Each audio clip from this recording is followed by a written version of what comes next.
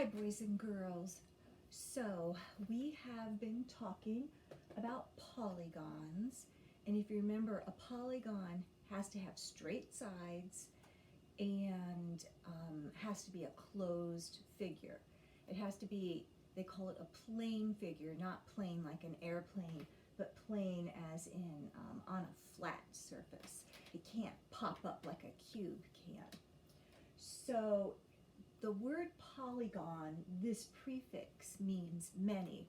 Some of you may remember when we did our vocabulary study, we talked about what it meant to be polytheistic, which meant a belief in many gods, many, polygon. And some of you may remember us studying the word polyglot because we all got to call Mr. Deer a polyglot because he speaks many languages, polyglot. Well, we have also been talking about geometry figures, and we've talked about several different kinds of polygons. The one we're going to focus on today is the triangle. Let me stick this up here. And we are going to be talking about different ways to identify and look at triangles. Other polygons we've talked about are quadrilaterals, because quad means four. We've talked about pentagons, because the prefix pent means five, so that's a five-sided polygon. We've talked about hexagons. That prefix means six, so it's a six-sided polygon. Heptagons are seven-sided. And then the old familiar, you learned back in kindergarten, the stop sign is an octagon because it has 8 sides. So today we're going to talk about some different kinds of triangles. Now, when we name triangles, we look at two different things. Sometimes we name them based on their sides.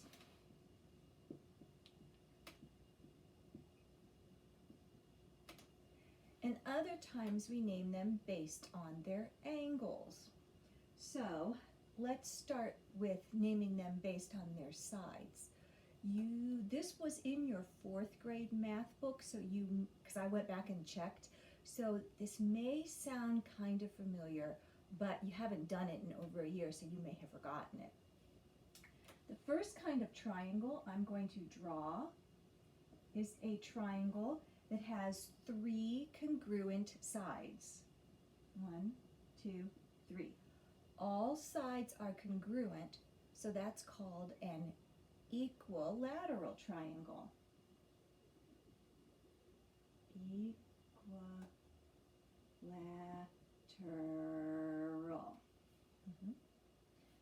Actually, that's an I. It sounds like equal, as in all sides are equal, but we change that letter. It has to do with using it as a prefix to add on to that word, so you don't have to worry about that. So if all 3 sides are congruent, we call it an equilateral triangle. Then we have another kind of triangle. Well, let me see if I can make a better picture of this one. We have another kind of triangle where 2 sides are congruent and the 3rd side isn't. That kind of triangle is called an isosceles.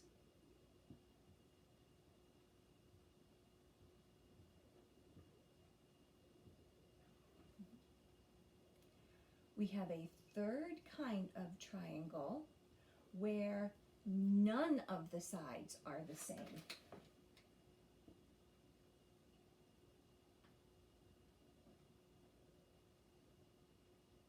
This side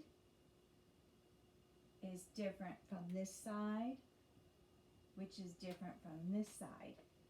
When none of the sides are the same,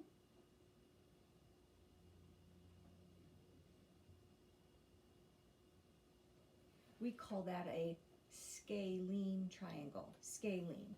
So equilateral is 3 sides the same. Isosceles is at least 2 sides the same. And scalene is 3 different sides.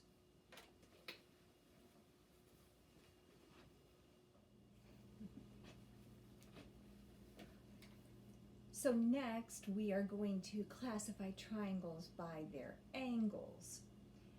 When you classify triangles by their angles, you have to use a protractor to measure all the angles. This angle in this triangle I've marked as a 90-degree angle or a right angle. So you're never going to believe the name of this triangle. If it has a right angle in it, believe it or not, it's called a right triangle. How creative. Another kind of triangle is what we call an acute triangle. So let me see if I can draw one of those for you. Yeah, that looks pretty good.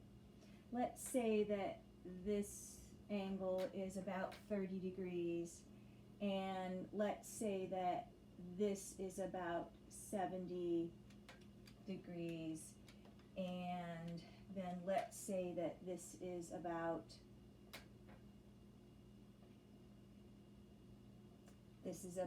80 degrees. I don't know. Now this one's probably more like 70, and this one's probably more like 80. I'd have to get out a protractor and really measure those.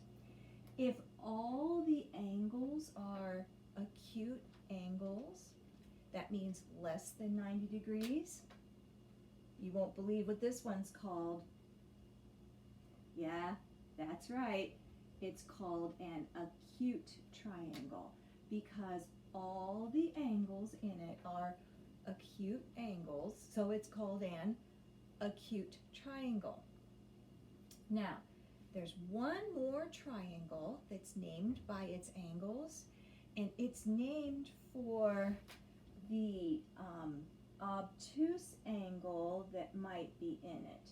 So if this angle right here is an obtuse angle because it's about 130 degrees, I just kind of winged it, I didn't exactly measure, then this triangle is called an obtuse triangle.